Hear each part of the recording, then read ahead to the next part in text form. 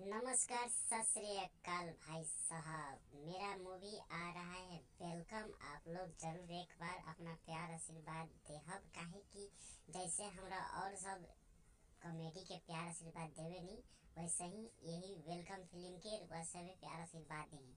काहे कि आज हमार एल्बम से आगे बढ़ के फिल्म के दुनिया में हम पहली बार हमार फिल्म आ रहल बा, जना फिल्म के नाम बा वेलकम।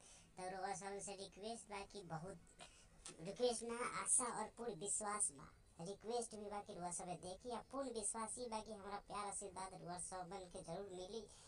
हमरा के रुआ सबे अपन प्यार आशीर्वाद दे के जरूर हमके आगे बढ़ाए। तो रुआ सबसे हाजिर के रिक्वेस्ट बा, कृपया कि वेलकम मूवी के रुआ सबे प्यार आशीर्वाद मनी मेराज के यानी अपना बेटा के प्यार आशीर्वाद दी और आगे से आगे बढ़ाई, जहाँ से जहाँ तक अपन रुआ सबे आशीर्वाद दे सकते दी और ये मनिया के रुआ सब हीरो बनाई और अपन प्यार आशीर्वाद देख के धन धन करी। हमारा पूरा टीम के तरफ से रिक्वेस्ट बा कि रुआ सब जाके ट्रेलर जरूर देखी।